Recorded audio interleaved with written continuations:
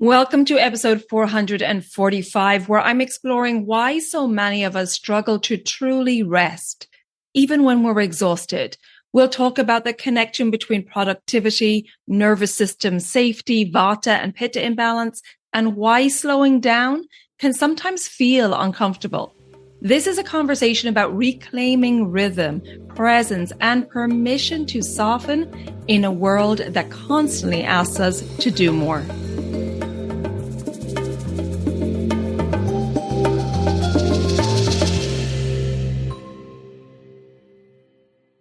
Welcome to the Elements of Ayurveda podcast. I'm your host, Colette. And if you're new to Ayurveda, I recommend starting with the first few episodes where I introduce the foundations of Ayurveda and the doshas. To learn more, work with me, or explore my offerings, you can visit elementshealingandwellbeing.com. And for podcast updates, join me on Instagram at Elements of AyurvedaPodcast. And before we begin, just a quick note to say that this podcast is for educational and inspirational purposes only. It's not intended as medical advice. Now let's dive into this episode. Hey there, and welcome back to the podcast. So it's me, Colette, today for a solo episode, and I want to talk about something that I think many of us struggle with, especially in the modern world, and that is rest. I'm not talking about sleep or taking a vacation, but true rest. The kind of rest where your nervous system softens and you stop bracing against life for a moment, where you no longer feel the need to optimize every minute, improve every aspect of yourself, or prove your worth through productivity. And I think this conversation is especially important as we move towards summer in the Northern Hemisphere. But of course, even if you're in the Southern Hemisphere and moving into winter, this information is still relevant. In Ayurveda, summer, or the hot season in the Northern Hemisphere, is associated with Pitta dosha. Pitta governs transformation, ambition, intensity, focus, and drive. These qualities can help us accomplish beautiful things in the world. But when Pitta becomes excessive, we can lose our connection to ease, softness, and presence. Many people don't recognize Pitta imbalance because they're not necessarily angry or outwardly reactive, which are signs of imbalance typically associated with Pitta. Sometimes Pitta imbalance looks very socially rewarded.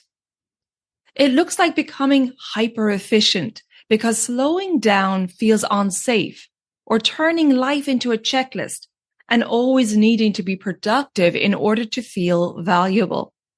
It can also look like struggling to sit still without reaching for your phone or planning the next thing while living in the current moment. And underneath all of that, there is often a nervous system that no longer remembers how to rest. And so in this episode, I want to explore why rest can feel so difficult, what Ayurveda teaches us about this, the relationship between Vata, Pitta, and nervous system safety, and how we can begin to reconnect with a more nourishing rhythm of life. And I'll also be sharing a little personally about my own intention to slow down this summer season, because this is not just theoretical wisdom. It's something I know as a person with a high ratio of Pitta in my constitution that I need to practice too. One of the things I've noticed after years of consultations and conversations is that many people are deeply tired, but they don't know how to stop. Even when they technically rest, the mind keeps moving. The body sits on the couch while the nervous system continues racing. Maybe you've experienced this yourself. You finally have a quiet moment, but instead of feeling relaxed, you feel uncomfortable. Or maybe you're trying to read a book and you just cannot focus. Or perhaps you suddenly remember emails you need to answer, or you feel guilty for not being productive and therefore create another task. Perhaps you start scrolling, looking for stimulation. In this situation, Ayurveda does not only ask, what are you doing?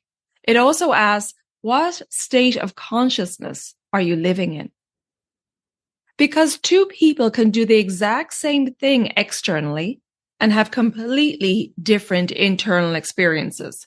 One person may work from a grounded, steady, connected place. Another may work from anxiety, pressure, fear, or overcompensation. Ayurveda recognizes that our internal state matters deeply. And from an Ayurvedic perspective, many people today are living in a chronic state of aggravated Vata, underneath a socially rewarded layer of Pitta productivity. So externally, they appear capable, organized, and high functioning.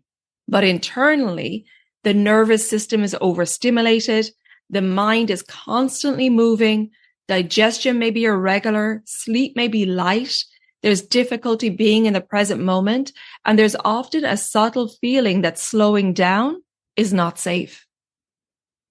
This is something I think we need to talk about more compassionately, because modern culture often praises dysregulation when it looks productive. If someone is constantly achieving, responding quickly, multitasking, and pushing through exhaustion, they are often admired rather than supported. But Ayurveda teaches us to look beneath the surface. The question is not only how much are you accomplishing? The deeper question is, what is it costing your nervous system? I think many of us learned very early in life that our value came from what we produced. Maybe we received praise for being responsible, efficient, or high achieving. Maybe productivity became connected to safety, approval, or identity. And over time, rest can start to feel unfamiliar, even threatening. Because if we stop moving, we may finally feel what we have been avoiding. Ayurveda has such beautiful wisdom around this because it understands that the mind and body are not separate. When Vata becomes aggravated, there is often a loss of connection. The mind moves quickly, thoughts multiply, there's anticipatory thinking, mind in the future, the what-if scenarios, and there can be difficulty in grounding and receiving nourishment fully. And then Pitta comes in trying to create control, schedules, optimization, efficiency, improvement, more structure, and more doing. And again, these qualities are not inherently bad. Pitta is not the enemy. Healthy Pitta gives us clarity, leadership, discernment, and transformation. But imbalance occurs when our productivity becomes disconnected from our inner wisdom.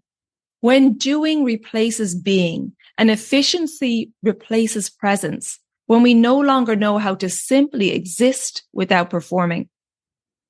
I think this is one reason why summer can become surprisingly depleting for many. Even though summer is associated with warmth and lightness and joy, there can also be a pressure to maximize the season, to travel more, do more, socialize more, create more memories, be outside more, and make the most of everything. And before we know it, even leisure becomes another form of performance, especially in our online world today. But Ayurveda reminds us that summer is actually a time when the body can become depleted more easily. Because heat disperses energy, Pitta accumulates, Agni, our digestive fire, can become sensitive, and the nervous system can become more irritable. This is why Ayurveda encourages us to cultivate cooling, calming, and nourishing rhythms during this hot season. Not through restriction, but through gentleness. This is the season to soften intensity where possible. And maybe you can do that by creating more spaciousness, allowing moments of pause, or reconnecting with pleasure that is not tied to productivity. I've been reflecting on this personally because this summer I plan on spending more time in Ireland with my family and intentionally allowing more space for rest and connection. And interestingly, I noticed that even preparing for rest can sometimes activate the conditioned mind. The part that says you should still be productive, you should still use this time efficiently, you should keep creating, you should stay ahead getting ready for the autumn season. And I think this is something many people experience. We've become so accustomed to constant stimulation that slowing down can initially feel uncomfortable. But I also know from experience that some of the most healing moments happen when we finally stop overriding ourselves. When we take leisurely walks rather than focusing on our step count, or lingering over our meals and spending unstructured time with loved ones, or sitting outside in nature without devices. And what I'm looking forward to this summer is spending time with my family and my nieces and nephews, pushing them on the swing, jumping with them on the trampoline, having picnics, sitting outside together in the evening and sharing laughs. These moments may seem simple, but from an Ayurvedic perspective, they are deeply healing. Because healing is not always found in adding more protocols. Sometimes healing comes from reducing internal friction, reducing pressure, overstimulation, and promoting simplicity. One of the things that Ayurveda teaches so beautifully is that health is deeply connected to rhythm. Dinacharya, the daily Ayurvedic routine, is not about rigid self-improvement. It's about creating predictability and safety for the nervous system. Our bodies thrive on rhythm, consistent meal timing, regular sleep patterns, time in nature, moments of silence, connection with others, and seasonal attunement. But modern life constantly pulls us away from rhythm with artificial light, endless scrolling, information overload, multitasking, and constant comparison. All of this increases Vata. And when Vata increases over time, people often feel disconnected from themselves because their awareness is fragmented in too many different directions. This is why rest is not lazy in Ayurveda. Rest restores coherence, rebuilds ojas, our vital energy reserve, and allows the body and mind to integrate experience. Many people are not actually struggling with a lack of productivity. They're struggling with a lack of restoration. I also think we need to redefine what rest actually means. Because rest is not always passive.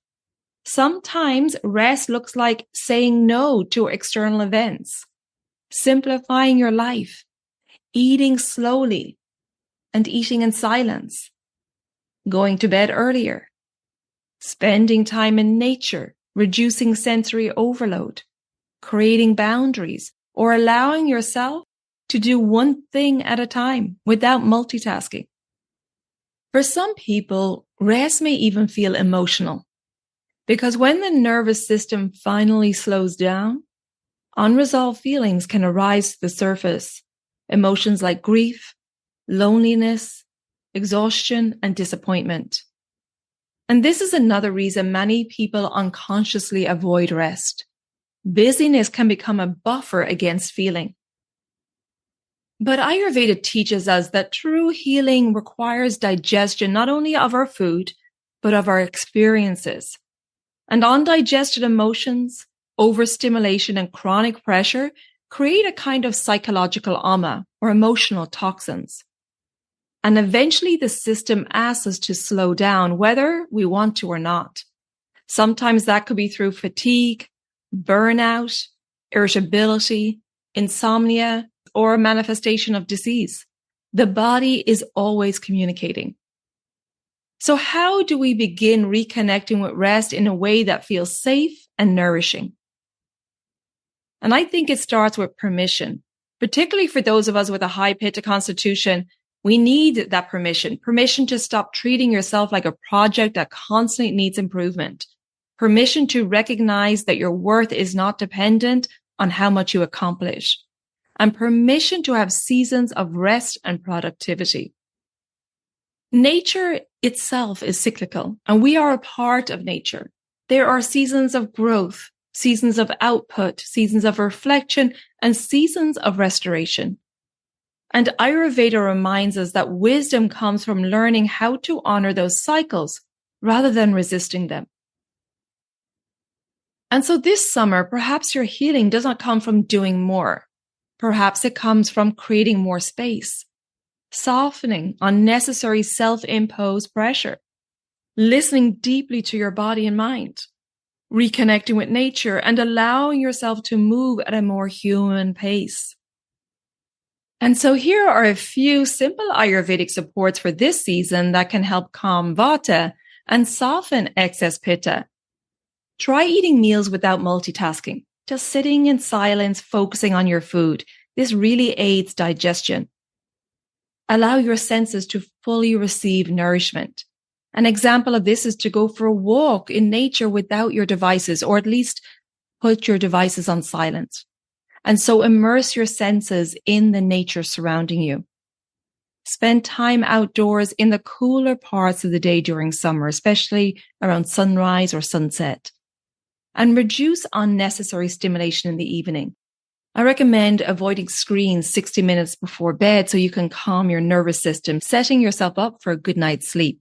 Instead, you could read a real book, listen to music, or practice mindfulness like a calming breathing practice or restorative yoga.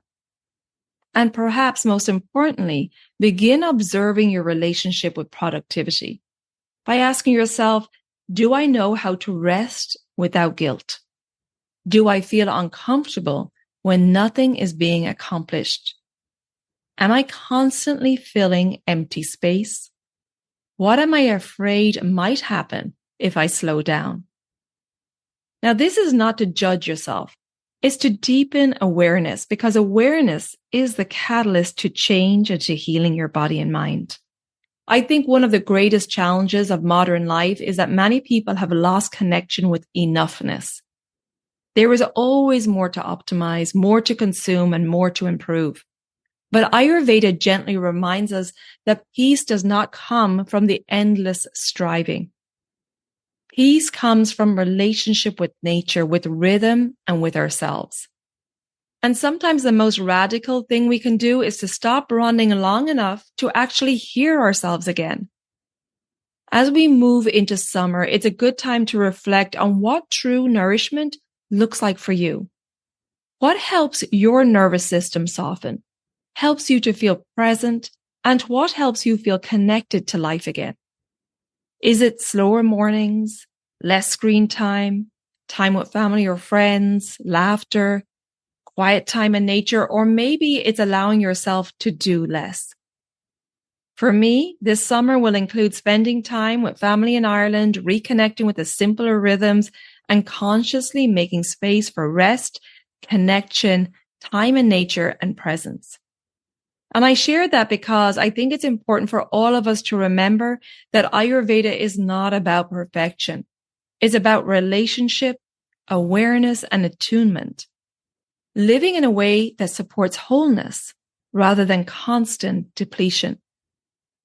And so as I close out this episode, I hope it serves as a gentle reminder that rest is not something you earn only after exhaustion. Rest is part of your healthcare. And perhaps this summer, instead of asking, how can I do more? We can begin to ask, how can I live with a little more ease, presence, and nourishment? And if this episode resonated with you, please share it with family or friends that you may feel may also need permission to slow down. And if you would like a holistic health plan tailored to you with a strategy for your diet and lifestyle and exercise and mindfulness and self-care practices, then check out my online offerings on my website, elementshealingandwellbeing.com.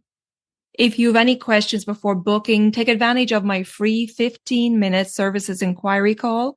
We can hop on Zoom and I can answer all of your questions. And don't forget to follow or subscribe to the podcast so the new episodes will automatically download for you. And if you would like to leave a rating and review, if you're getting benefit from this podcast, well, then I would really appreciate that. And please come join me on social media. On Instagram, it's Elements of Ayurveda Podcast. And on Facebook, it's Elements Healing and Wellbeing. And remember that healing often begins in the moments when we finally allow ourselves to soften. And so until next time, take good care of yourself, be well, and bye for now. Slán go fóill.